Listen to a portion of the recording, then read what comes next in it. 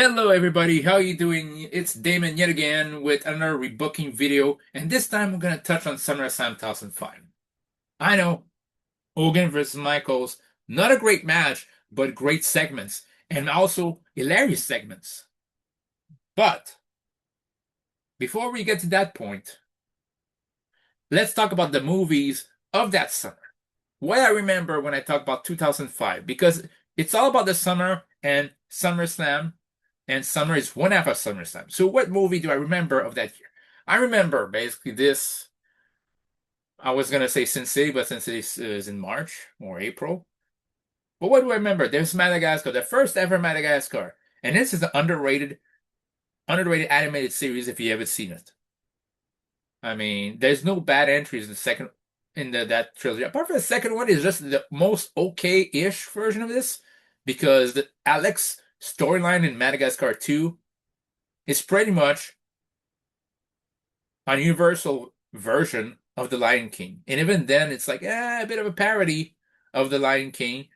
And it just takes Alec Baldwin's evil uncle.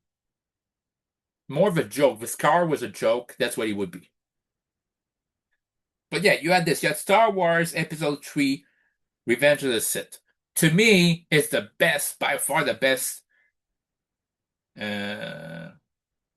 best Star Wars movie, episodic Star Wars movie, apart from Rogue One, that is not part of the original trilogy. It's basically, to me, in terms of quality, you would have the original trilogy of Star Wars 4, 5, 6. You have Rogue One, and the fifth spot you have Revenge of the Sith. To me, there's not even a comparison. This is the Star Wars that we need to be, but also made me think maybe we shouldn't have gone an entire trilogy of prequels. Could have just gone that one and would have fit so well because it explains so much more. So there was this. Yeah, Fantastic Four, which is the definition of an okay superhero movie. It's also the very definition of an early 2000s, late 90s superhero movie that are forgettable. They're not bad, but it's like, when it's done, it's done. But if it was on TV, I'd watch it. I was entertained by that.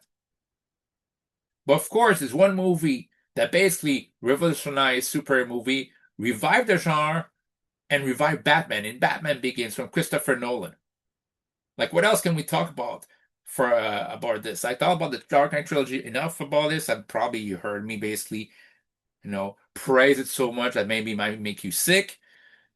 But let's not forget that for 8 years, we had to digest the fact that at that time, the last Batman movie, last live action Batman movie was Batman and Robin. The Joel Schumacher version of Batman. Like, Tim Burton couldn't even finish his own storyline. And let's be honest, Warner Brothers did not hit. Basically, Batman was not a success because of Warner Brothers. It was a success in spite of Warner Brothers. Because it's the same place that supposedly, same movie that supposedly from an actor of the original Robert Wu, who played Alexander Knox, who were supposed to be like Chevy Chase or Bill Murray was supposed to be replacement. Michael Keaton said no to the role. Imagine that. Like, it took Jack Nicholson to sign on to make it seem, oh boy, that's a serious deal. And it was. And I love the first one. The second one is not as good as the first one, but it's still pretty good. But I like to see what he would have done in the third one. You know? Warner Brothers didn't want to make him, they basically didn't even want him to do the first one. It's like, please make it light, please make it light. They kept saying like, make it light, make it funny, basically make it ha ha hoo hoo, and he didn't want to. So, yeah. And we let Batman Forever, which is a movie of 95, which is one of those movies that sometimes I think people should keep in mind because I bet you there's a lot of people who thought Batman Forever is the best Batman movie, and then they grew up. Like, sometimes leave it time to happen. And then we had Batman and Robin that nobody could defend even at that time. It was a TMNT tree of that time. Yeah. And then we had Batman Begins, which when I went to see it at the movie theater the first time, honestly, I had no expectation. I thought it actually seems better than Batman and Robin, but even after seeing the trailers, I was honestly not that impressed. It was like, it looks cool. But I don't. It's not I can't wait to see it. It's like I'll see it, but I'll believe it I'll see it when I believe it, or I'll believe it when I see it if it's that great. And boy, was it! I mean, I was still amazed by by Christian Bale's Batman. It's like, okay, we got a new contender for greatest Batman greatest Batman, and the acting was excellent. Michael Caine was excellent. You know what it is, and I love the ending. Like Gary Oldman, I was surprised to see him not as a bad guy in that case. Damn good movie. So yeah, that was important to me to talk about summer movies because oh yeah, there's also Wedding Crasher that came out in the movie theaters. I remember that very funny comedy as well. It's very important to talk about movies because it's like that's the first half of SummerSlam. But SummerSlam, I still remember basically for SummerSlam 2005, basically build up on Hogan versus Michaels, which honestly at this point of the game, as much as I was entertained by Hogan versus Michaels, it didn't really need to happen. It's just one of those what if scenarios. Oh, but because it's a what if match, and maybe it needs to happen. And I thought, no, it didn't. Because it kind of didn't make any sense. All of this was about backstage politics. And I was in the audience for basically the awesome Michael Seals promo. I was there, and at first they booed, they booed. After a while, I remember when he sat down in the ring and basically like waited for people to stop. People were starting to laugh, but not laughing at Shawn, laughing at, hey, we're booing him, and he still can master the audience. He still master how to basically create the reaction he wants. And that's really tough for a performer. Shawn knew what to do about it. And Shawn did it without cursing, without doing anything there. That was awesome. It doesn't change the fact that I felt like that SummerSlam main event was blah and it accomplished nothing. Even Shawn won. It's like, so what? I felt like Shawn Michaels was like fighting for it to see that he's better than Hogan. It's like, why? Hogan wasn't even as perform as he used to be. It's not 90s Hogan, it's not 80s Hogan. It's not even early 2000s Hogan. I felt like Hogan was better suited to, apart from maybe where Cena, where it makes sense because it's face against face of generation, but it's not Hogan against everybody who's been WWE champion before. It should have been Hogan facing, if not, it should have been Hogan being saved in tag matches. And that's what I would have done. But for my SummerSlam card, there was also the World Tag Team titles were not on the line. The IC title was not on the line. The Women's title was not on the line. I think Trish was dealing with an injury there, so that's why she's not on the card. Uh,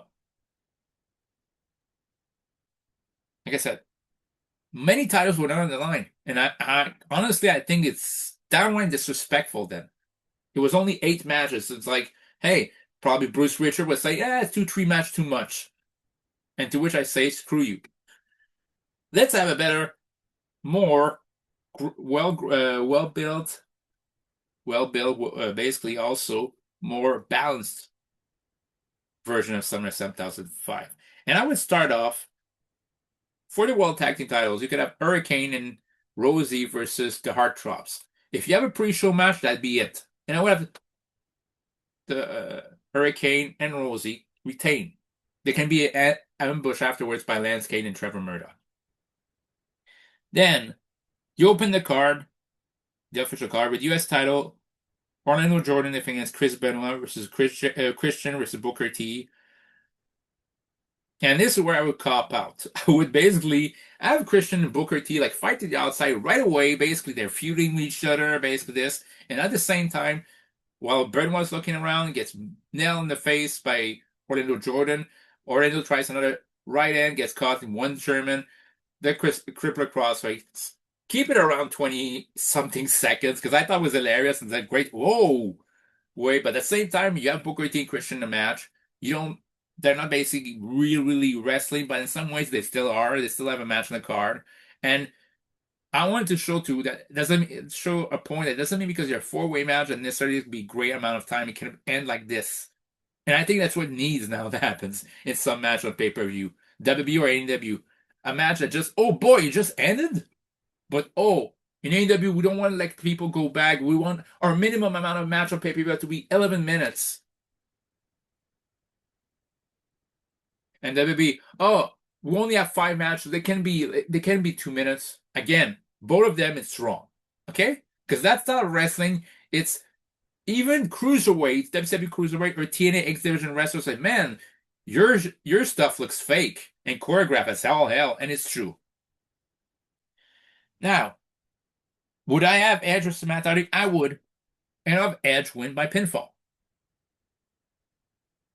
Then you would have Eugene versus Chris Masters. I would Chris Masters win after 8 minutes. You have the Master Lock. Then, which what I talk about, Undertaker's feuding with Randy Orton. Bob Orton Jr. tries to interfere, but Hulk Hogan decides, you know what?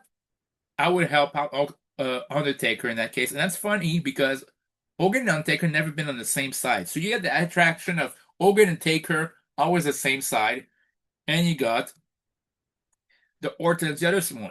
And this is where I would have Orton. I would have basically have Hogan win by pinning Bob Orton Sr.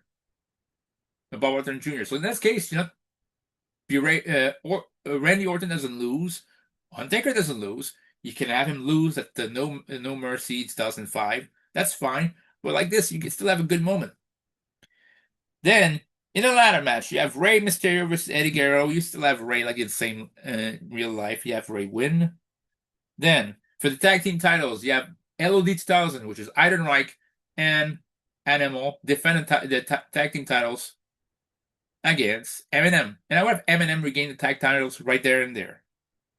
Because nothing amazing came out of the LOD 2005 winning title. I was okay, actually. I approve they're winning a title at Great American Bash because of the moment, but you didn't need to make it. You didn't need to make it like for years and years or for months and months that title reign. It just needed to happen. That's it. Then, in this case, sorry, would have basically for the cruiserweight title, you have Nunzio defending against Paul London and against Juventud Guerrera. And I would have basically Uvi win the cruiserweight title there. Then you have John Cena defending the W title against Chris Jericho. I would have kept it the same way. John Cena keep the title same exact way. In the World Heavyweight title, it's no holds barred. You have Batista defending against JBL, his home state there, and I would have Batista retain the title. But what would be the main event at SummerSlam 2005? I know. I would have Shawn Michaels versus Kurt Angle, seeing basically the best the 30 minutes Iron Man match was a draw. You have the rubber match here, and I'll have Kurt Angle win fair and square. And after the match, he actually shakes Michaels' hand. It becomes a tweener, and he goes to challenge with John Cena for the WWE title. So that's how I would have booked SummerSlam 2005. Let me know what you think in the comments down below. As always, peace.